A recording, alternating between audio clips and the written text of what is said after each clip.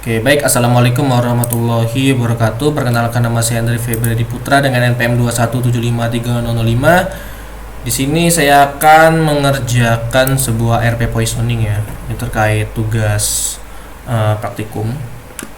Yang mana di sini untuk studi kasusnya ini ada catatan yang telah saya catat berdasarkan materi yang diberikan oleh dosen pengampu, yaitu salah satu teknisi Pak Andi. Yang sini kan kita akan melakukan RP Poison, yang mana di sini terdapat sebuah topologi ya. Topologi ada 3 perangkat. Yang mana di sini ada perangkat server, sniffer dan juga klien. Yang mana di sini untuk server sendiri diberikan IP 192.168.xx.1/24. Yang mana untuk xx sendiri itu adalah npm 2 digit terakhir. Untuk NPM 2 digit terakhir saya adalah 05, jadi untuk IP-nya sendiri adalah 192.168.5.1/24. Dan juga pada server ini juga telah menjalankan telnet server. Lalu pada klien sendiri di sini menjalankan telnet klien dan RP cache. Yang mana di sini untuk klien sendiri saya di sini menggunakan untuk server sendiri di sini saya menggunakan router iOS ya, router iOS versi ke-6. Yang mana pada router iOS yang ke-6 di sini juga ketika kita melakukan penginstalan sistem tersebut atau sistem operasi tersebut tuh router OS itu sudah menjalankan telnet server atau sudah ada telnet server, jadi kita tidak perlu menginstal lagi. Lalu selanjutnya pada klien sendiri sini kita menggunakan Windows 10 ya, yang mana Windows 10 dan menjalankan telnet klien, yang mana telnet klien sendiri di sini kita menggunakan yang namanya aplikasi putih. Untuk IP-nya sendiri adalah 192.168.254/24. Lalu pada sniffer ini kita menggunakan iOS Windows 10 juga, yang mana di sini menjalankan aplikasi Chainable sebagai RP Poison yang akan kita gunakan nanti, dan IP-nya itu adalah 192.168.5.100/24. Yang mana di sini kita target dalam praktikum ini yaitu kita bisa mendapatkan username dan password telnet melalui metode sniffer dan menampilkan identitasnya. Oke, mungkin langsung saja kita akan langsung ke praktiknya saja ya. Yang mana di sini saya telah menginstal 3 iOS dan juga mengatur IP-nya juga ya. Yang mana untuk mikrotik sendiri, untuk username sendiri saya buat admin. Untuk kata sandi itu adalah 123. Bentar.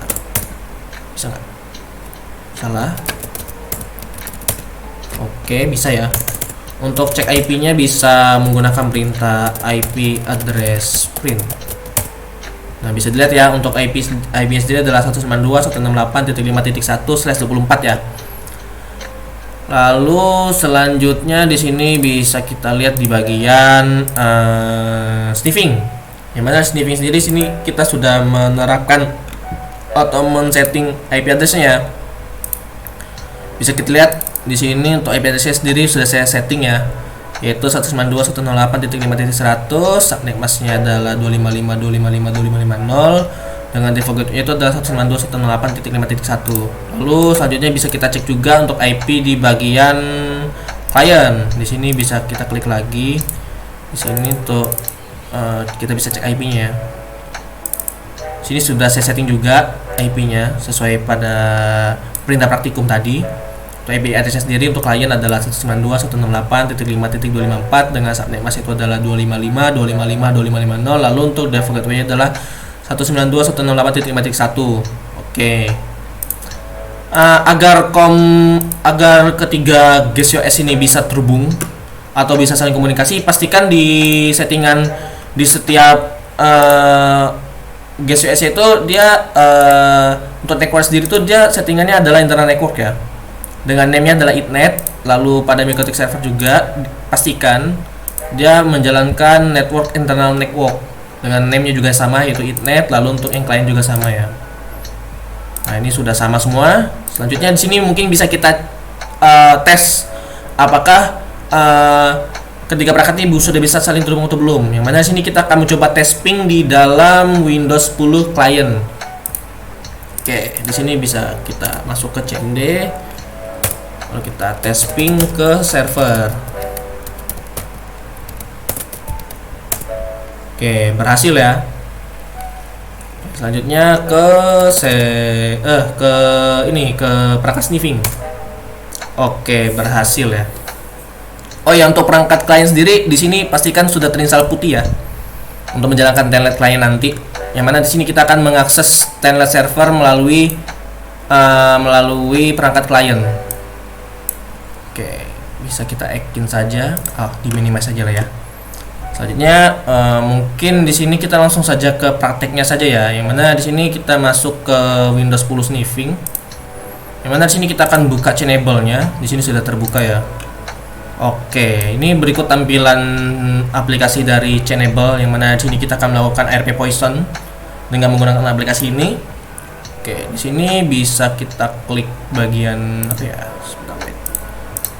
Oke, untuk tampilan pertama seperti ini ya.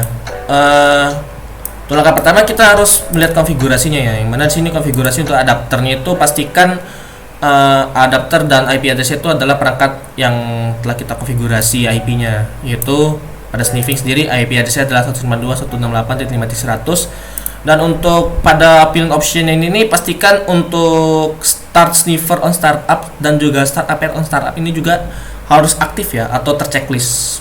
Jika sudah, kita klik OK. Setelah itu kita klik tab resource-nya ini. Yang mana di sini kita klik yang namanya start sniffer terlebih dahulu. Selanjutnya kita klik add to list. Sebentar, di sini terdapat error ya. Ini kita coba nonaktifkan dulu. Oke, sepertinya ada yang bentar.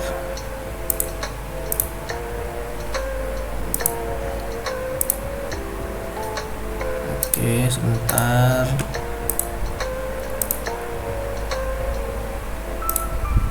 Ini sudah tadi ya. Sudah ketik. Oke. Non-grab protector storage instance. Sebentar, wait.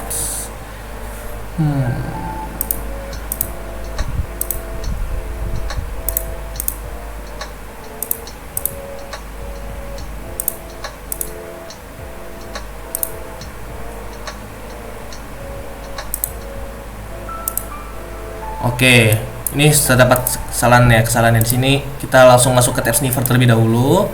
Lalu sini kita langsung aktifkan start sniffernya. Lalu kita klik add to do list. Di sini bisa kita klik all host in my subnet. Habis itu kita klik OK. Nah, oke, setelah itu di sini bisa terlihat ya untuk perangkat yang terbaca di sini. Yang ini adalah yang atasnya adalah perangkat server, yang kedua ini adalah perangkat klien. Oke, di sini selanjutnya kita langsung masuk ke APR. Yang mana pada APR sendiri ini kita klik dulu tab yang keterangan yang ini ya.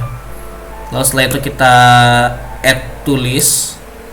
Nah, yang mana di sini kita akan melakukan ARP positioning routing. Nah, pada tab ini pastikan yang sebelah jendela yang kiri ini dia adalah sisi server, yaitu 192.168.5.1, dan untuk sisi kanan ini dia berupa jendela kanan ini berupa klien ya. Di sini bisa kita klik untuk IP address adalah 192 ini untuk yang server. Nah, setelah itu di sini kita klik yang klien, lalu kita klik OK. Oke, selanjutnya di sini bisa langsung kita jalankan start APR-nya ya, atau memulai poisoningnya ya. Sini bisa kita klik. Nah, oke. Di sini ada sebuah perubahan, yang mana di sini akan terdapat sebuah MAC address ganda. Yang mana di sini nanti oke, di sini biar lebih jelas saya buka ke klien, ke sisi klien. Kita buka CMD kembali. Oke.